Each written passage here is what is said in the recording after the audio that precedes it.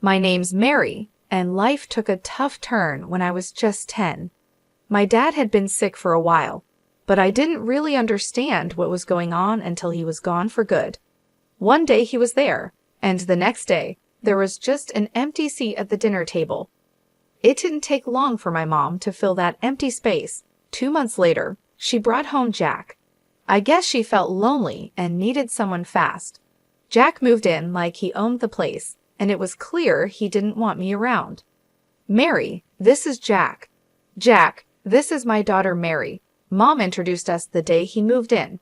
Jack looked at me coldly, like he'd rather be anywhere else. Hi, I managed to say, feeling shy but trying to be polite.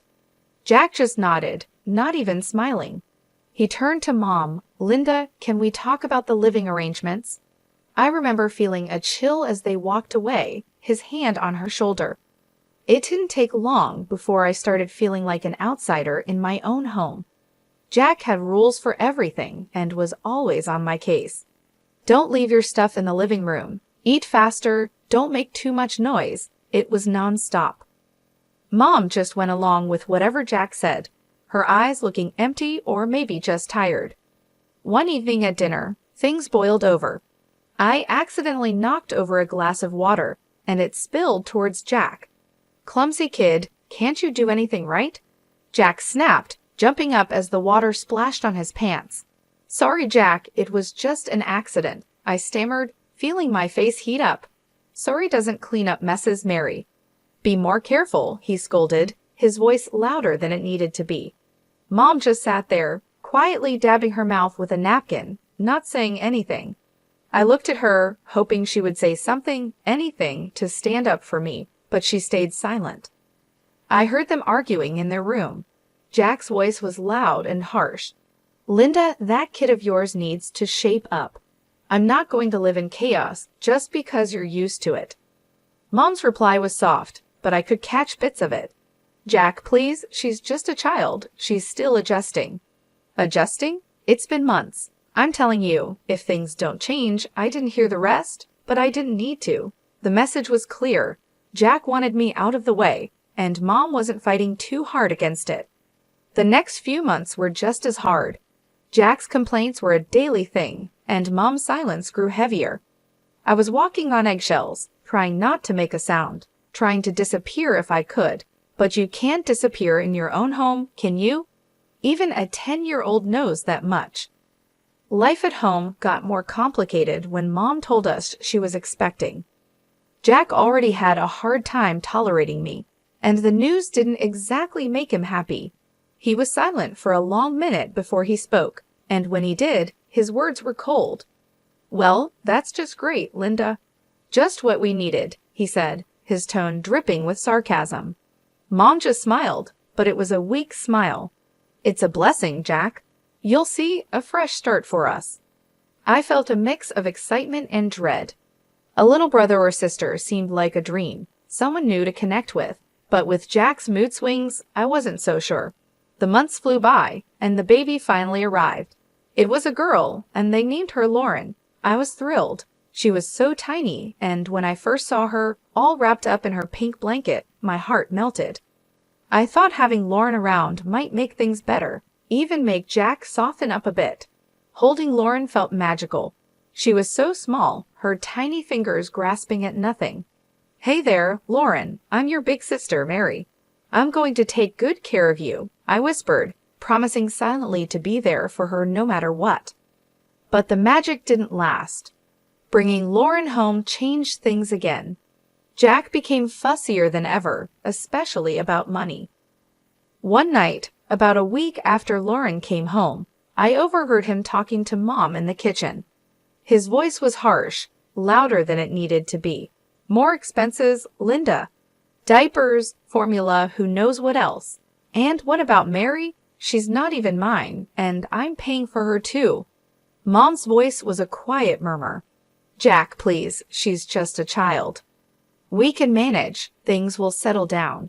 It's not just about managing Linda. It's about priorities. We need to think about our family now, our real family. I knew what that meant. I wasn't real family. The sting of those words hit me hard. I slid down the wall by my door, hugging my knees, trying not to cry. The final straw came when Jack sat us down in the living room one evening. His face was serious, and he avoided looking at me.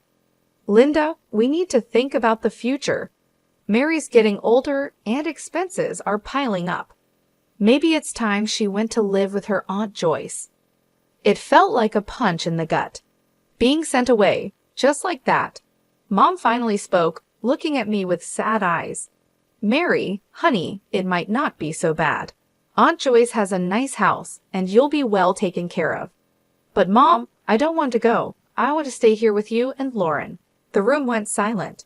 Jack's next words were cold and final. "It's decided then.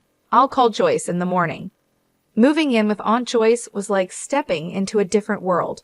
Her house was big, clean, and always silent, too silent for comfort. The first day I arrived, she laid down her rules like we were negotiating a peace treaty after a long war. "You'll follow my rules under my roof, Mary. No nonsense, no mess, no back talk," she declared as she led me through the hall to what would be my room. The room was plain, with bare walls and a single bed in the corner.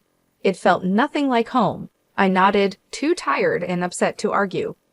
"Homework right after school, chores before dinner, and lights out by 8. I won't tolerate any laziness or sloppiness, you hear?" Aunt Joyce continued, her voice firm. "Yes, Aunt Joyce," I whispered. "Speak up when you're spoken to. Let's have no mumbling here," she snapped. I quickly corrected my tone. "Yes, Aunt Joyce, I understand." The days that followed blended into each other, each as strict and unforgiving as the last. Aunt Joyce was tougher than anyone I'd ever known. She had a way of making simple conversations feel like interrogations. Homework was a battlefield too. If I got a B instead of an A, Aunt Joyce had sharp words for me. "You can do better than this. Your laziness won't fly here," she'd scold, even though I'd spent hours poring over books. The worst part was how she reminded me of my mom's decision to send me away. If I dared to talk back or ask for less criticism, she'd retort sharply, "No wonder your mom sent you here. You need discipline. You obviously weren't getting it." Those words hurt. They always did. They made me feel unwanted, unloved, like I didn't belong anywhere. I was just another problem Mom solved by sending me away. Days turned into weeks and weeks into months. I learned to keep my head down, do what I was told, and only speak when necessary. Aunt Joyce had no patience for tears or complaints, and I didn't have the energy left to fight. "It's for your own good," she'd often say after scolding me harshly, as if her sharp words were supposed to make me into someone better. I wasn't sure who that better person was supposed to be. All I knew was that I was getting really good being alone, at being quiet, and at not being a problem. Because in Aunt Joyce's house, not being a problem was the best thing you could be. Living with Aunt Joyce was suffocating, and I found myself missing my mom more each day, even though I knew she had let me go without much of a fight. One afternoon, the feeling of missing her got too strong to ignore. Aunt Joyce was out, probably at her bridge club, and I knew I had at least a couple of hours before she'd be back. Her phone was always left on the kitchen counter, charging next to the fruit bowl. It seemed like my only link back to my old life. I hesitated for a minute before I picked it up. Dialing my mom's number was like muscle memory. I hadn't forgotten it, and maybe I never would. My heart raced as I heard the phone ring once, twice, then I heard her voice. "Hello?" "Mom, it's me, Mary." There was a pause, a breath, maybe. Then, "Mary, why are you calling?" I swallowed hard, my throat tight. "I just wanted to hear your voice." Another pause, longer this time. Then she spoke, cold and hard. "You shouldn't have called." "But Mom." "Mary, listen to me. You need to stop this. I can't have you calling me." "But why? I miss you, Mom. I miss home. When can I come back?" Her voice was flat, emotionless, like she was discussing the weather. "You can't. That's done. Don't call here anymore." I couldn't believe what I was hearing. "Mom, please. Just don't, Mary. There's nothing here for you. Goodbye?" She hung up and the line went dead. The silence in the kitchen was overwhelming. I felt my hand shake as I put the phone back on the charger. The finality in her voice broke something in me. She didn't want me. She really didn't want me anymore. Tears blurred my vision as I stumbled to my room. I closed the door softly, not wanting to make any noise that might hint at my rebellion. I sat on the floor, my back against my bed, and let myself cry. The room felt smaller than ever, like a box slowly closing in on me. I heard the front door open and close, and Aunt Joyce's voice called out, "Mary, you better have finished your chores." "Yes, Aunt Joyce," I called back, quickly wiping my eyes with the back of my hand. I didn't want her to see any signs of weakness. Weakness wasn't allowed here. I went to the kitchen to help with dinner, acting like nothing had happened, but inside, I felt different, emptier, more alone. Mom's final words kept playing over and over in my head. That night, Aunt Joyce found the call log on her phone. Her face twisted into a scowl as she stormed into my room, her voice a harsh whisper that cut through the quiet. "So, you took my phone to call your mother. Thought you'd go behind my back." I froze, feeling the blood drain from my face. I just wanted to hear her voice. Aunt Joyce laughed, a harsh, grating sound. "And what did that get you, huh? She doesn't want you, Mary. Even you can't deny it now." Her words were like ice, and I felt them chill me to the bone. She grabbed my arm, her grip tight and painful. "No more phone, no more pity parties. You're here because she doesn't want you. Remember that." The punishment was severe, more chores, stricter rules, and the cold shoulder from Aunt Joyce, who made sure I felt just how unwanted I was every day after that. Aunt Joyce's house had become a prison, each day dragging on heavier than the last. It was clear I was nothing but a burden to her, a nuisance she put up with only because she had to. But even that thin thread of obligation snapped one chilly morning, a year into my stay. "You're packing your bags today, Mary," Aunt Joyce announced over breakfast, her voice stern and final. I stared at her, my spoon halfway in my mouth. "What? Why?" "Your mother stopped sending money." "No money, no reason to keep you here," she replied bluntly, sipping her coffee as if we were discussing something as trivial as the weather. I felt a cold dread settle in my stomach. "So what happens to me now?" She shrugged, a cold, dismissive gesture. "Not my problem. You can go live with your grandmother. If she won't take you, then it's the orphanage." The thought of going to an orphanage terrified me, but the mention of Grandma sparked a tiny flicker of hope. I hadn't seen her since I was little, barely remembered her, but surely she wouldn't turn me away. Packing my bags felt surreal, like it was happening to someone else. I was packing up my life at Aunt Joyce's, each item a reminder of the year I'd lost. Aunt Joyce drove me to Grandma's house, and the car ride was silent except for the hum of the engine. When we arrived, the house was smaller and cozier than Aunt Joyce's big, imposing place. Grandma was waiting at the door, her expression unreadable. "This is Mary, your granddaughter," Aunt Joyce said, not bothering with any pleasantries. "I can't keep her anymore. Linda stopped paying." Grandma looked me over, her eyes sharp but not unkind. "I see. Come in, Mary." Aunt Joyce didn't stay long. With a brief nod, she left, her duty to me discarded as easily as she had gotten rid of me. Inside, Grandma's house was warm and filled with the scent of cinnamon and something sweet baking. It felt welcoming, a stark contrast to Aunt Joyce's cold, sterile environment. "You'll be staying in the guest room. I suppose we'll need to sort out some more permanent arrangements," Grandma said as she led me down the hall. The guest room was small, with a window overlooking the garden. It felt safe, a feeling I hadn't associated with a place in a long time. "Thank you, Grandma," I said quietly, still unsure of my welcome. She nodded. "We're family, Mary. You belong here more than anywhere else." Over the next few weeks, I adjusted to life with Grandma. It was different. She was strict, but there was a kindness to her rules, a gentleness in her reprimands.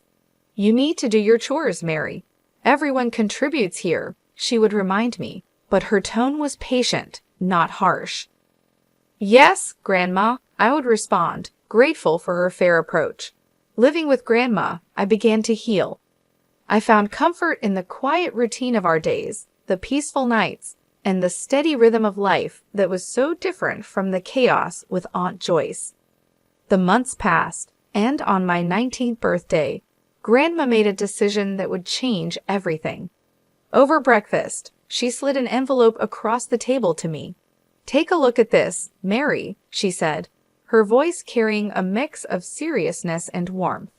I opened the envelope and pulled out some official-looking papers. What's this?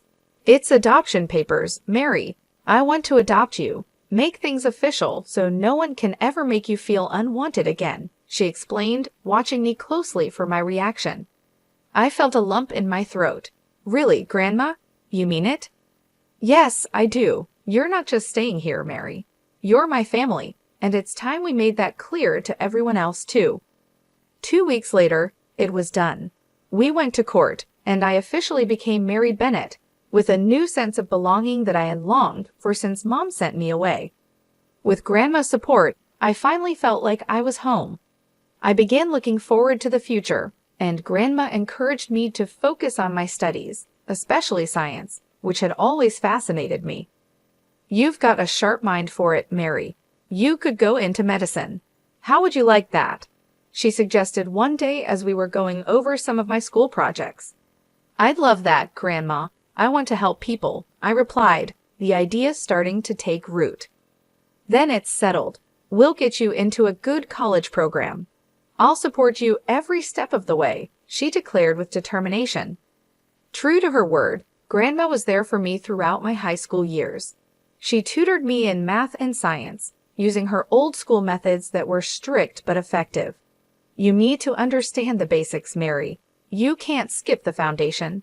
She'd insist whenever I struggled with complex problems. I graduated with top marks, thanks to her unwavering support.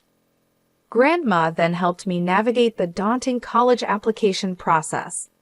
When I got accepted into a medical college with a partial scholarship, she was as proud as if she'd received the acceptance herself.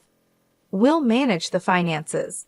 Don't you worry about that, Grandma said when I fretted over the costs.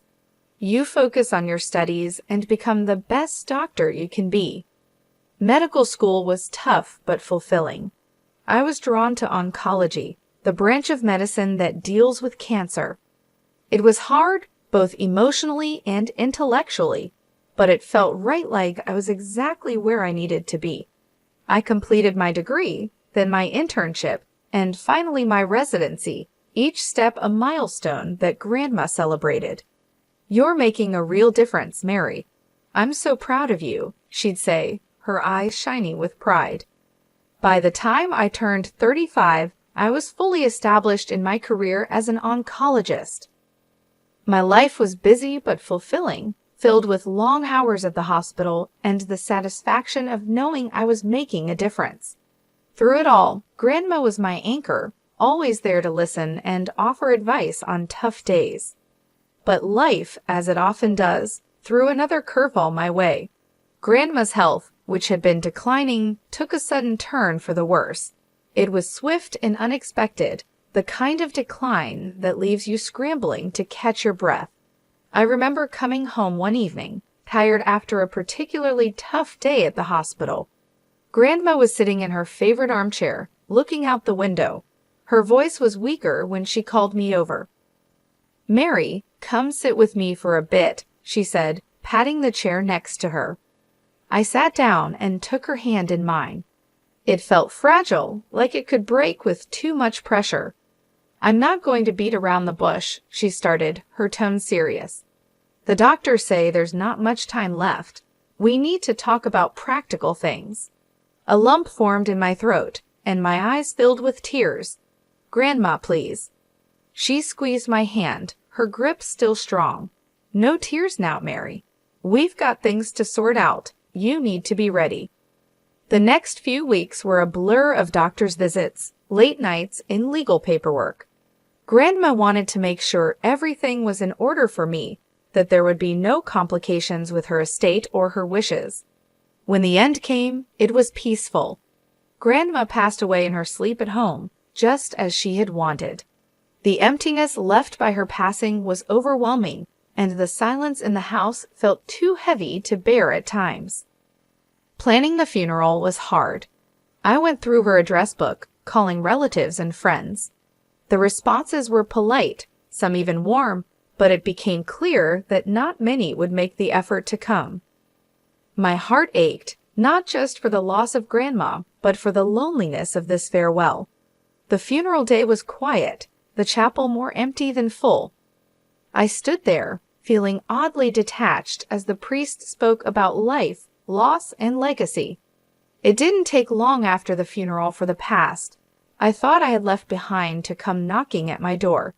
My mother, stepfather, and their daughter, who was now 21 years old, showed up unexpectedly.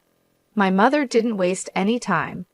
"Mary, you need to share the inheritance your grandmother left you," she demanded, her tone entitled.